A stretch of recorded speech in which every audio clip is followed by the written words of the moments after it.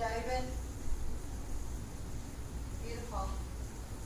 He takes us somewhere, doesn't he, when he plays? I'm always grateful for that time to hear you play. What a gift you are.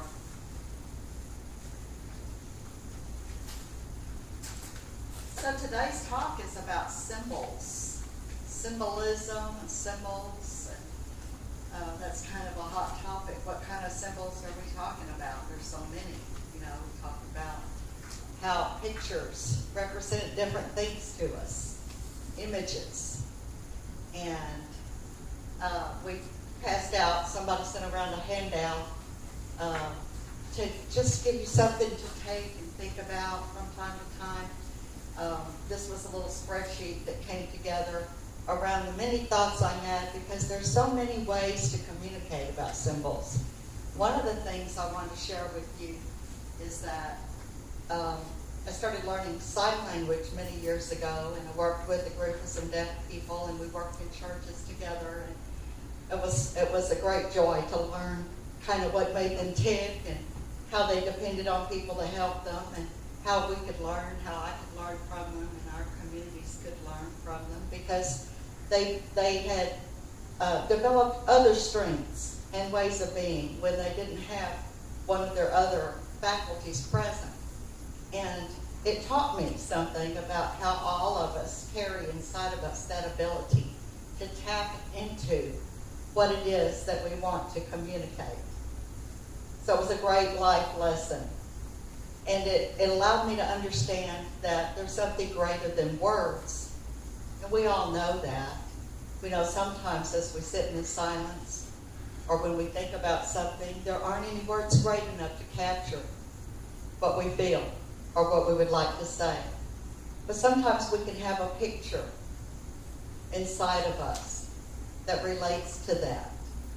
And it takes us back to that most primitive form of communication, where we saw, the pictures that we can look at now from the cave walls, or the writings on the scrolls, the primitive ways of communication that didn't include this evolved language that we have today.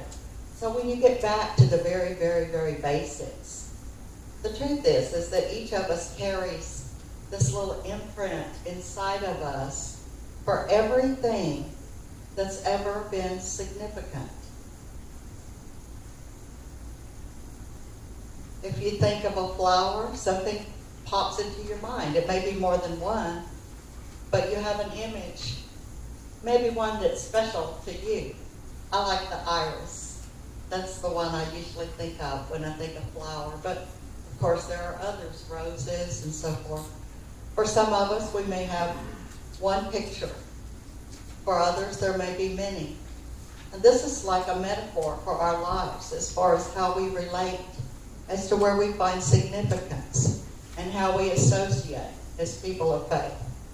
We find our way along these paths of understanding because each of us has the ability to give meaning to things in our lives.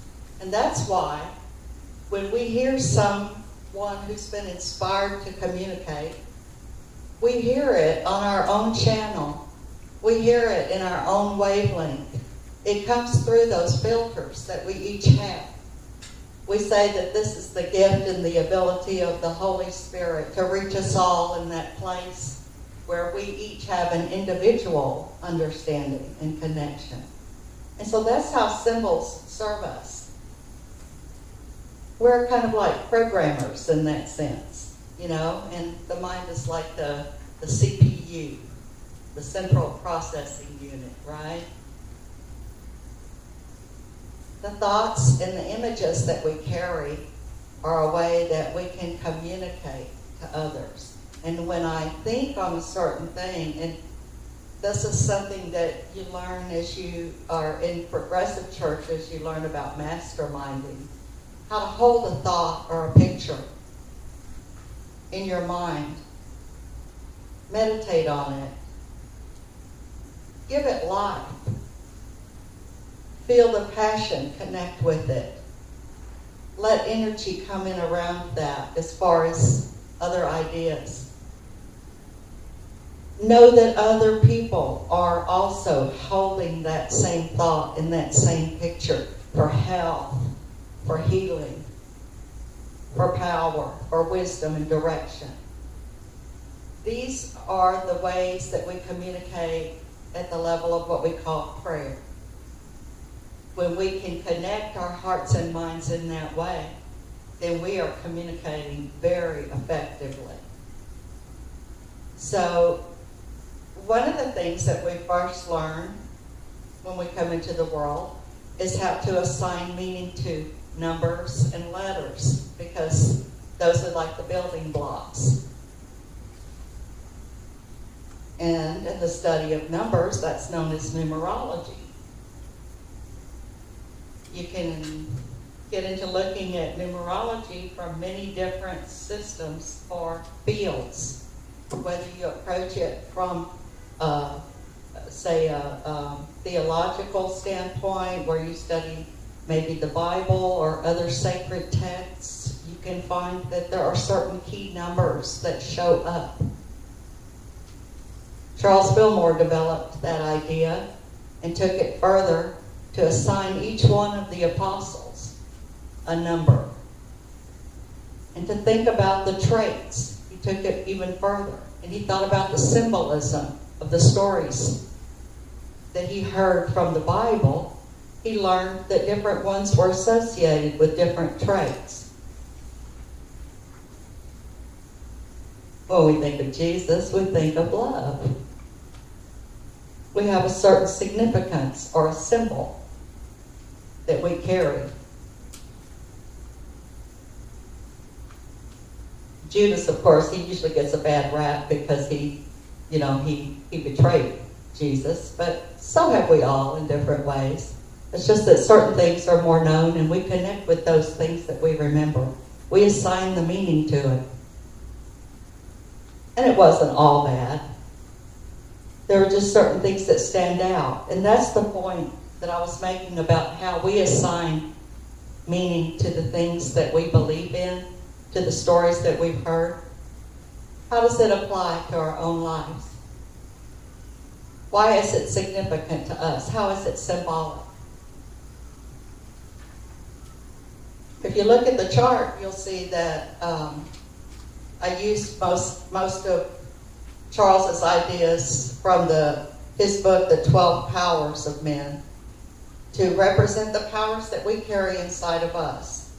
And if you look at the columns, you'll see that he also included the energy system or the chakras, those parts of the body where we carry energy related to our development of life and how we move in this world. One of the teachings that came through to me this weekend was that there are primary realms, or how these can work together, these attributes. We identify symbolically with the different disciples. They have different meanings to each one of us. Certain things stand out. You may identify with Mary, for example, in a strong way, or with Joseph, or any number of the disciples or Bible characters, or even, not necessarily even from the Bible, but if you take it a step further and you move it out into real life, into those people that have impacted your life in different ways, in places where you work, in your church homes, in your communities, your neighbors, family members.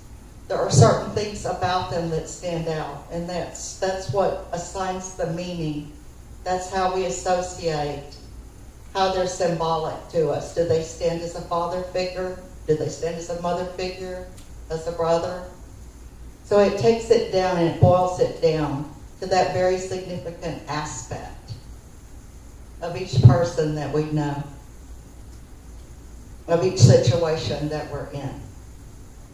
So symbols are extremely important because they help us navigate life and assign meaning to what's going on.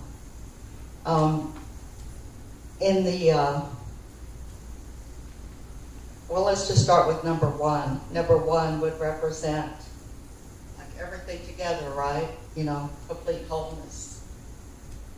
No, it's not divisible by anything but itself. It just is. So that's the basic idea of us all being connected with each other and with God, with all of creation. We are all one. And so that's the concept of wholeness. You find yourself as one, but you also find yourself identifying as one that's the greater one.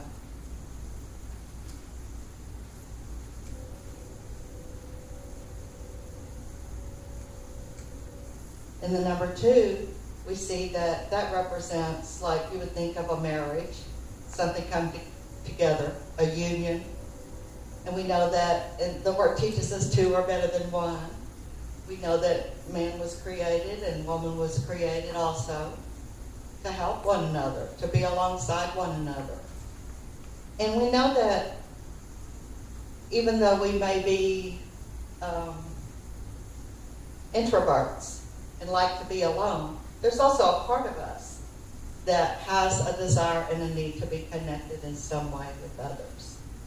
It meets a need to have the second or the other in our life in some way. The number 3, that's usually like, from theological terms, that's the Trinity, the Father, the Son, and the Holy Spirit. Or you could think of your body, your flesh, and then your mind and your spirit, the faith part of yourself, the spiritual part. There are 3 parts to that whole. It's considered sacred and holy. And that just reminds me that so many times, I can remember being in a class once, we were studying the Tarot, and a really wonderful teacher, Jacqueline Small, incredible woman. She's done a whole lot to pioneer things in the recovery movement, and she's worked with integrative breath work and formed her own foundation, written a lot of books and so forth, but a very educated person on how systems work together and on how we work together as a society as a whole. And one of the things she was teaching and interpreting tarot was, that's a symbol of cards with different archetypes. Those are symbols, right? You can also look at that type of thing to get meaning for yourself or others and identify in different ways. So one day it might mean something to you, the next day something else. But the point is that it has interpretive value. One of the points she was making when we came to the picture of the hanged man or the devil was that, a lot of people say, ooh, that's all bad. Which, we get that. But at the same time, one of the things that came forward in that teaching of looking a little deeper under the surface, remember how we talked about getting back down to the very, very basics? We understand that however all things came to be, we have to have the dark with the light to have that masterpiece. The light comes out of the darkness. Everything works together. There's a balance there. So while we might think of something as being all bad, we also have shadow inside of us. Those things, those parts of us that are still being accepted and learned about. Those parts of us that are still evolving. Okay? So someone could say, oh, that's not as light as this or that. But you get the point. So one of the things is that she's impressed upon me was that many times people say, like about, quote, the devil, that that's a terrible thing. And she said, if you look at it in the sense that that's the energy that's there to teach you the difference between right and wrong. We've all been tricked into things in life. We've all had situations happen that were learning experiences. And so for whatever reason that part was played, we had some benefit from it to learn about ourselves, about what's right, about what's wrong. And it helps form our character. It helps shape our conscience.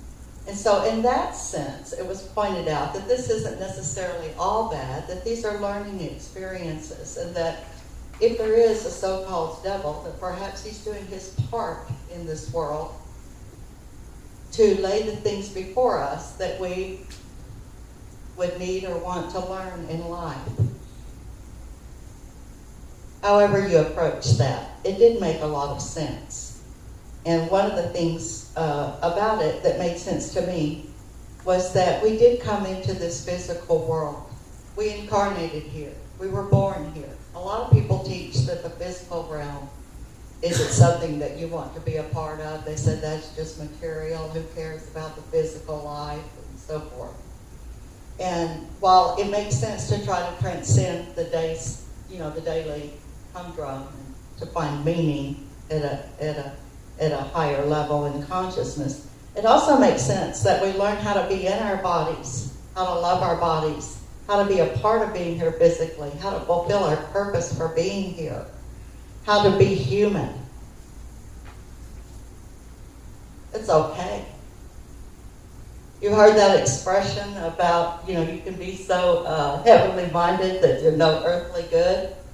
I don't know if you've heard that before, but it's about balance. And so the symbols help balance us. We carry inside of us sort of like a library of these things that are important to us, that symbolize for us what we assign value to. We call it having values. In the programming world, that simply means that you've assigned a frequency or a number of value on a scale, say of 1 to 10, of what you will allow or permit to have in your life. In this sense, you have order and control in your life. This is how you organize your thoughts. This is how you pray. This is what you decide what you want to come and listen to at any given time, or what events you want to participate in. How does it line up with the program of your life and where you are right now? So that's how the symbols are important. And we can assign different values and meanings and numbers. Just because this is laid out in a certain way here doesn't mean that that's the only way. It's simply a way to communicate what other people have expressed and what we can still learn from about how to do that. 5 is associated as miracles and grace. Do you remember the story of the bread? What was the bread and fish? Remember that one? Everybody knows that one. Yeah. The people were hungry, and there were 5 loaves of bread. Is that right? Was it 5 loaves and 2 fish, or have I got it backwards? That sounds right. Anyway, the numbers are significant. The numbers repeat themselves in the story. Because they repeat themselves, we know they have meaning. This is how we learn. When things are repeated to us over and over, we assign a certain significance to it. This is how we've come to realize through the years that 1 means this, 2 means this, and how we've developed a system of numerology, assigning meaning to the numbers. And then how we each take it as a personal value in our own lives. That's an individual interpretation. You can go to someone and you can get a reading and they can tell you what they believe. A professional reading for your name, you'd add up the letters in your name, and each letter corresponds to a number. I know some of you have done this, but it's like a code, a programming language.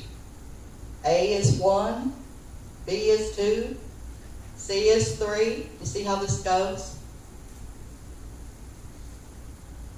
So all of the systems, whether they be numbers, pictures, thoughts, ways of being, everything is connected in that great matrix. And we find ourselves assigning meaning based on what we've experienced.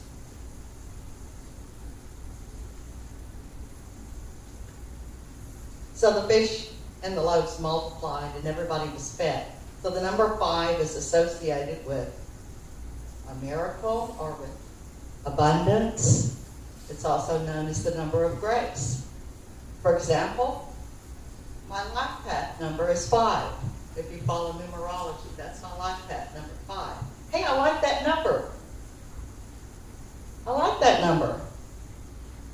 So many times I've experienced grace in my life. Over and over again. By the grace of God, I'm here today. You heard there, but for the grace of God go I. And what that speaks to, we know symbolically that means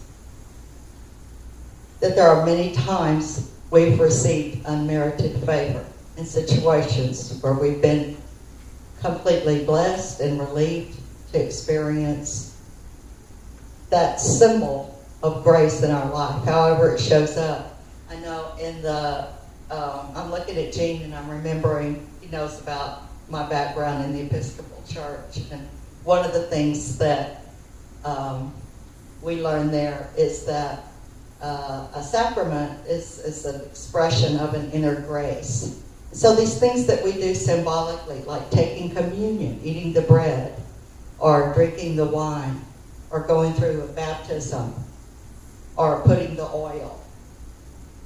These are symbols of what an individual has experienced. It means something different to you than it does to you, or maybe similar. But the meaning is assigned by you, the individual. That's how symbolism is important. It gives you the opportunity to be in control of your life. You can use the symbols to create the order, to manifest the desires, to see those things for yourself that you believe.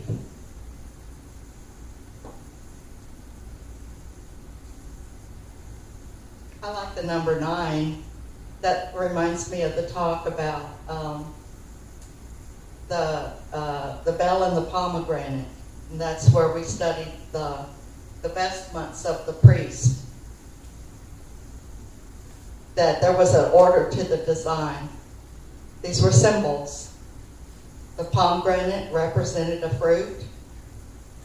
The bell represented a gift. And we learned the significance of those symbols was that we were to be in balance in our lives. If we wanted to represent God, if we wanted to live up to our own potential, then we strive for that balance.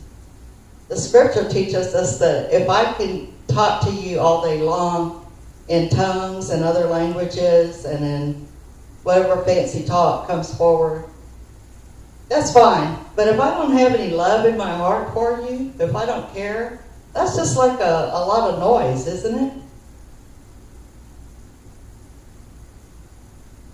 It may sound good, but there's a deeper value when you balance that with the feeling and the thoughts around truly caring for people and let it be a part of your message. So that's why I like the number 9 a lot. The 9 stones were used. Wait a minute, I may have that wrong. It may have been 12. 9 and 12 were big numbers in the Bible. I'll have to go back and look it up, but in the clothing that was worn by the high priest, there were stones placed. I think 12 probably, yeah. Right? Represent the 12 tribes of Israel. Why is this important? Because there's strength in those numbers. A tribe represents unity. It represents strength. Do you see the concept? Do you see the symbolism? This is your tribe, right here at Unity.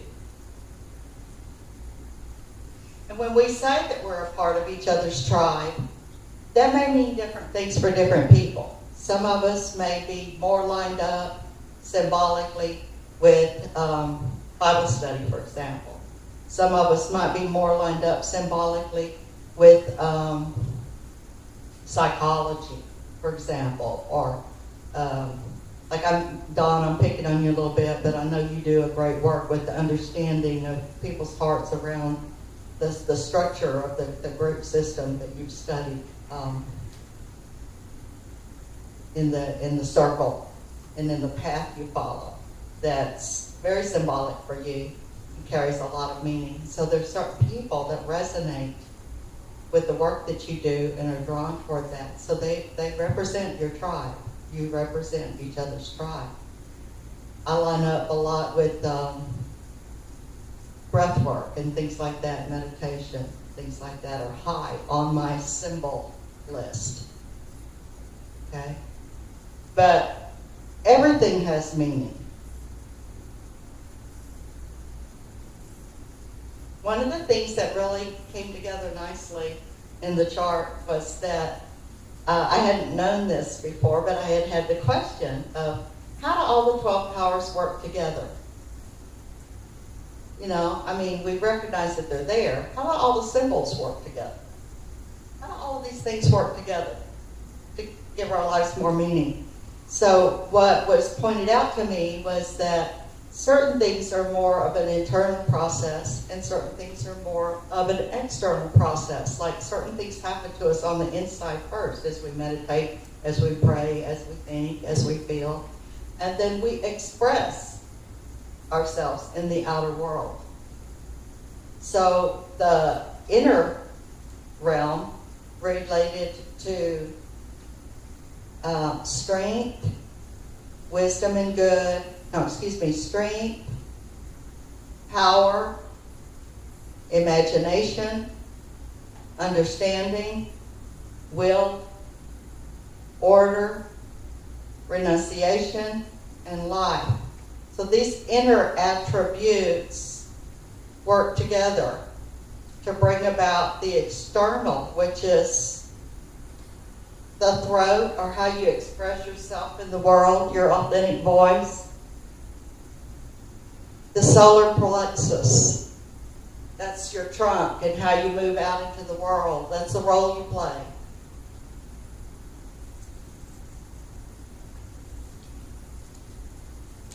The higher heart expresses love. This is where you're open and loving with one another in the external world.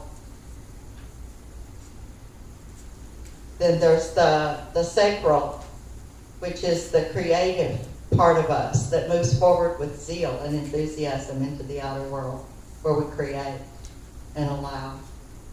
So when we have these things like strength and will and imagination and understanding going on the inside of us, you'll see that a statement came together down at the bottom. It said that strength and order work together, power and imagination work together, understanding and will work together, renunciation and life work together. These are the inner attributes. Faith, wisdom, goods, zeal, and enthusiasm work together. Those are the outer attributes. When the internal powers are all working together, they are manifested in the outer realm as a life full of faith, wisdom, goodness, love, and enthusiasm for living.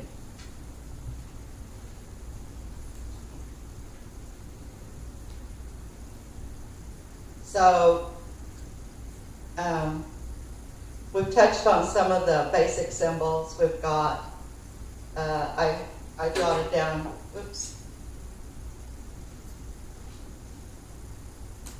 a baby. What does a baby represent?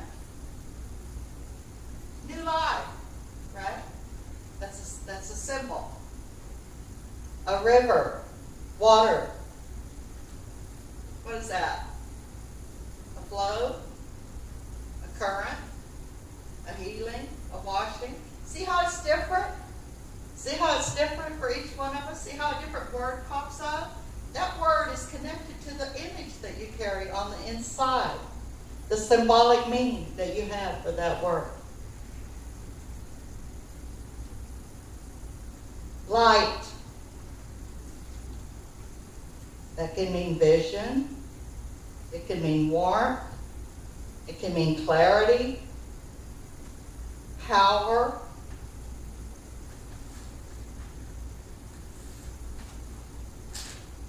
Salt. What does salt mean? It's a seasoning for your food. That's one thing it means, right?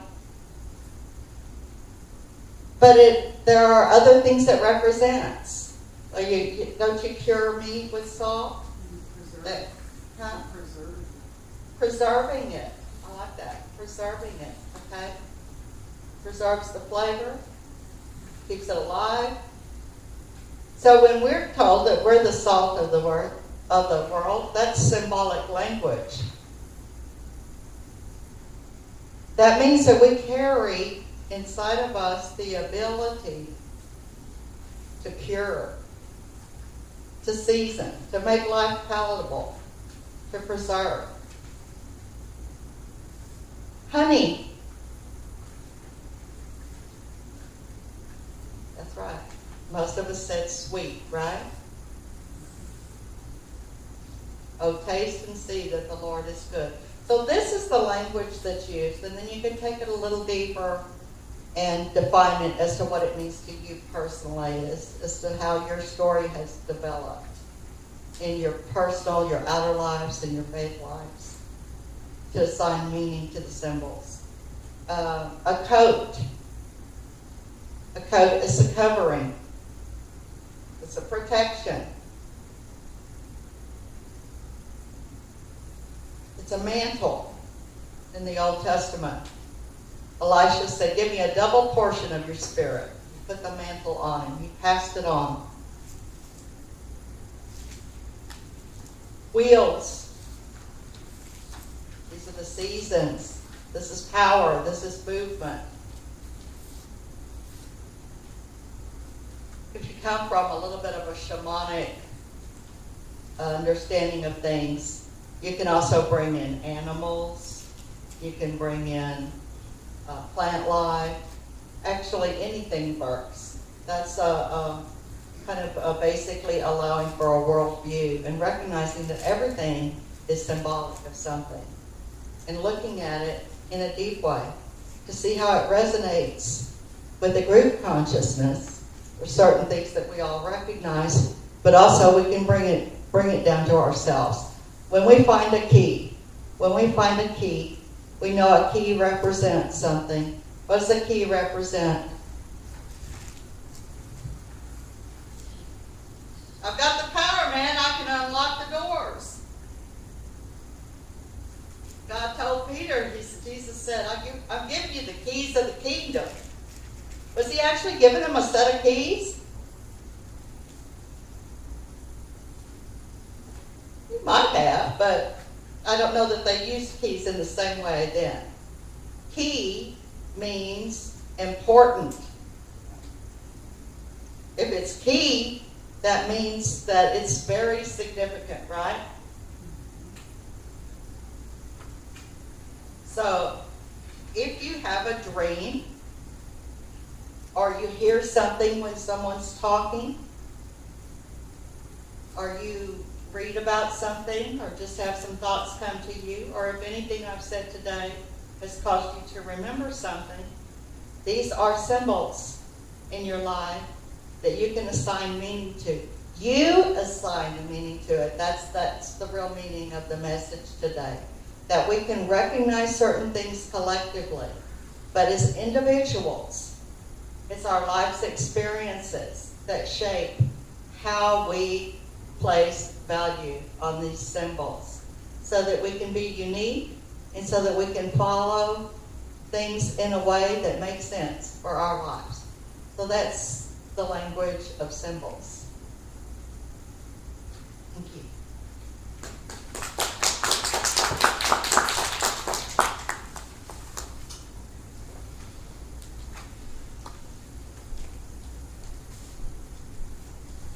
And now we're going to take our offering.